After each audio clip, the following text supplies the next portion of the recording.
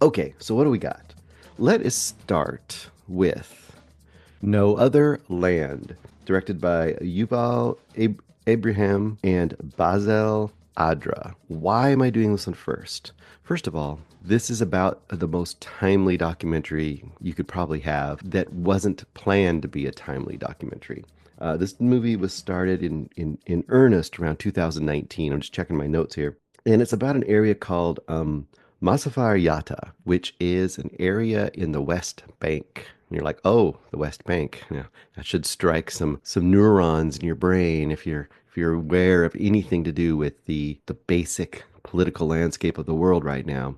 Obviously, since the attacks of Hamas from Gaza into settlements, and then the subsequent obliteration of lots and lots of Gaza and the hostage situation, all that stuff, it's highly charged to have anything about the Israeli-Palestinian conflict. This movie is specifically about an area of the West Bank. And like I said before, it started filming far before that most the most current, kind of version of the conflict and the highly charged nature of Gaza and everything that's going on over there. This movie is a very small movie with really big implications. And I think if you really want to understand and empathize with the Palestinian side of things, and we're not talking about Hamas, this is the problem people have.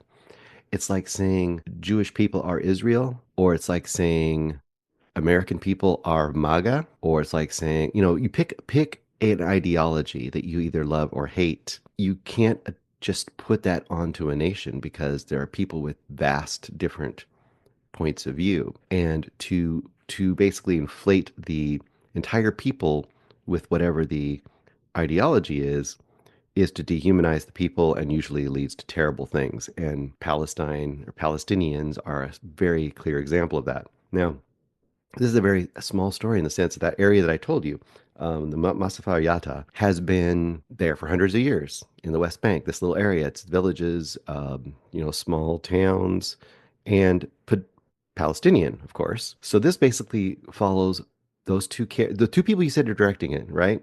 Yavel, I'm going to say the names right.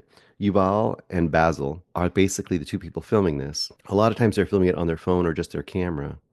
So it's not a high-end documentary production. The trick of it is that Basel is Palestinian. He lives there, and Yuval is Israeli, but is more of a kind of a activist, pro-Palestinian Israeli activist. So he's going in there and he's trying to also document what's going on.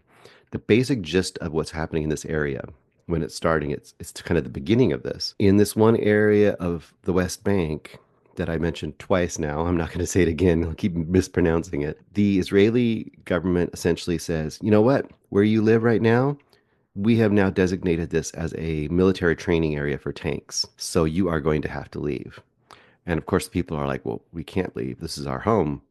And the Israelis are, well, you have to leave. So that's the beginning of it. And what we do is we watch how the Israeli government and military slowly, very slowly, is dismantling and destroying this community, this area of people. And you say, why are they doing it slowly? If they said they're going to do that, why aren't they just going in there and just obliterating it like they're doing in Gaza and just taking it over? Of course, the Palestinians are thinking not only are they just trying to get their homeland taken away, they're probably doing it to make more settlements. That's the idea that they assume. It's not really for military. It's because they just want an excuse to kick the Palestinians out and then take the land. Whatever you believe in that front, watching what actually occurs is quite something. And the reason they're going slowly, when I say they, I mean the Israeli government, the reason they go slowly is if they just go in and bomb it all or go in and just obliterate these villages, it would cause more of an uproar. It would cause a lot more notoriety. It would cause people to understand and see the destruction. But instead, what they'll do is on any given day, they'll roll in with a construction crew and pick a house randomly and just destroy it. Just crush it and knock it to the ground. And that's kind of the basis of what you start seeing to happen. And when you're following these two men that are watching it and documenting it, you get the feel that that's the terrorism of this technique that the Israeli government is using, is that the people who live there, the Palestinians, they never know when it's going to happen. They never know who it's going to happen to.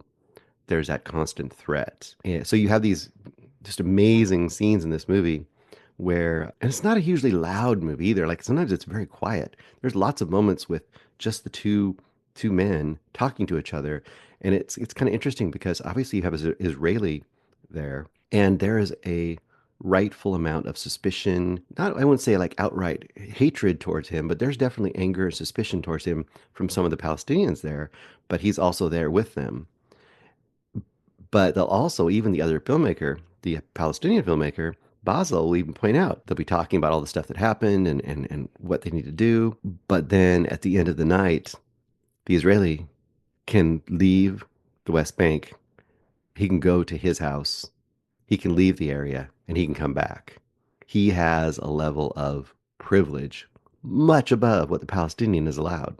And that is always there looming over this relationship between the two. There are moments that will just anger you. And it's not an incredibly violent show, although there are moments of violence, but there really is the emotional and the ongoing terrorism of these people that struck me because this documentary takes place almost up to present. In fact, I think even during the almost the end of the movie, towards the end of the movie, the Gaza, the attack, and then the Gaza stuff starts happening. So it even is causing an effect over where they're at now in the West Bank on this documentary. But seeing the different ways, and I don't even want to mention them because it's almost more impactful to see them happen, but to see the way that they very, very slowly are just continually taking and taking and taking away from this Palestinian land and just slowly destroying these people's lives. It's really angering and really heartbreaking.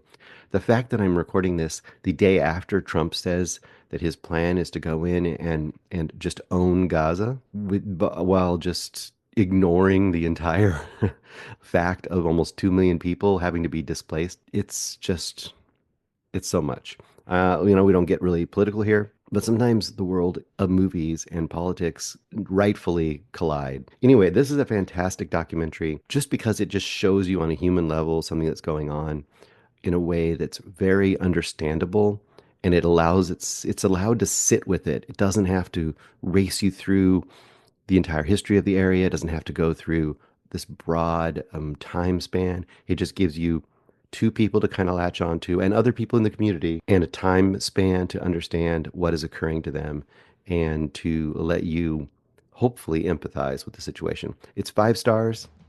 Look for it if you can. No Other Land. No Other Land is fantastic. Hey guys, thanks so much for watching this video. For more movie and television reviews and interviews, please subscribe to my Deepest Dream channel. Like, comment, share, subscribe. And as always, thanks so much for your support. Take care.